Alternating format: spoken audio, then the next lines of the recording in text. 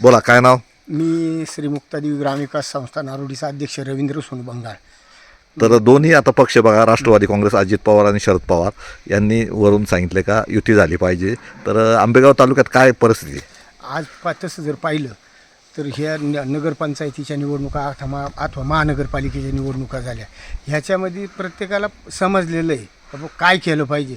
आता पवार साहेबांनी काय केलेलं आहे, ह्या ज्या 12 जिल्हा परिषद आहेत मतदारसंघात निवडणुका, तर ह्याच्यात सांगितलं सरळ आदेश काढलेले की दोन्ही राष्ट्रवादींनी एकत्रित लढलं पाहिजे. आणि खरोखर त्याची नितांत आज गरज आहे. पण आज काही लोक काय करायला लागलेले, स्वतःच्या स्वार्थासाठी ज्या पवार साहेबांबरोबर आपल्या वळसे पाटील साहेबांनी काम केलेले, साहेब आयुष्यभरात कधीही पवार साहेबांना विसरू शकत नाही.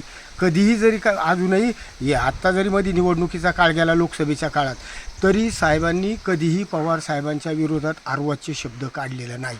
आणि आज पवार साहेबांनी सांगितलेले आदेश, ज्यांना काही वाटत होतं की मी म्हणून जे सत्तेसाठी हापापलेले, आज 30 लोक पवार साहेबांचा आदेश धुडकावून आज आंबेगाव तालुक्यामध्ये, शेजारी जुन्नर तालुक्यामध्ये युती झालेली आहे. त्याच्यानंतर खेड तालुक्यामध्ये जवळजवळ पुणे जिल्ह्यात झालेली, इंदापूरमधल्या आज जर घडामोडी पाहिल्या तर इंदापूरमध्ये दोन्हीही राष्ट्रवादी आज घड्याळाच्या चिन्हावर तुतारीवाले सुद्धा लढायला तयार झाले. म्हणजे पवार साहेब एवढ्या पोटतिडकीने सांगताय की आज आपल्याला दोन्ही पक्षांना एकत्रित येण्याची गरज आहे. मग अडचण काय आंबेगाव तालुक्यातली अशी परिस्थिती झालेली आहे का पवार साहेबांनी सांगितलेले आदेश सुद्धा धुडकावून द्यायला लागले. कशामुळे, काय कारण? पण म्हणजे हे स्वतःची अहमही का?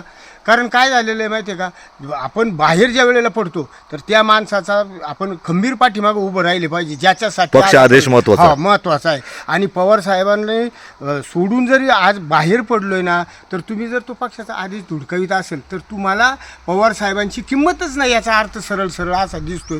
तर हे फार चुकीचं आहे. आज जनतेने सुद्धा ओळखलं पाहिजे. आज आपला आंबेगाव तालुका जो आहे हा पवार साहेबांना मानणारा तालुका आहे. आज पवार साहेबांनी सांगितलेला आदेश जो आहे की घड्याळाला मतदान करा आणि दोन्ही पक्षांनी एकत्रित येऊन निवडणुका लढवा. पण आता मला परिस्थिती तर पुढची फार भयानक दिसते. कारण यांनी पवार साहेब नको आहे, त्यांना पवार साहेबांचं काहीच नको आहे. पवार साहेब हे फक्त वापरायचं नावारूपासाठी स्वतःच्या.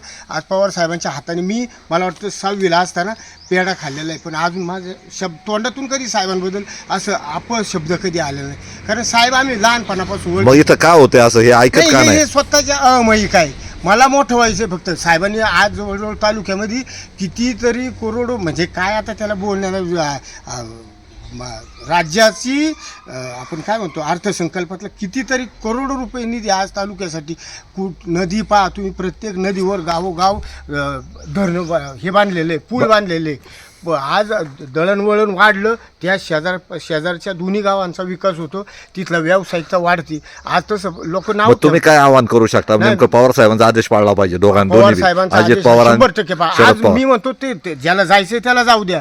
पण सामान्य नागरिक ज्यांची पवार साहेबांवर श्रद्धा आहे, मनापासून पवार साहेबांवर प्रेम करतात, त्यांनी हा आदेश पाळून आज साहेबांचे हात बळकट केले पाहिजे. आणि मी तर म्हणतो की तालुक्यामध्ये 10-0 आणि जिल्हा परिषद गटामध्ये 5-0 अशी निवडणूक झाली पाहिजे.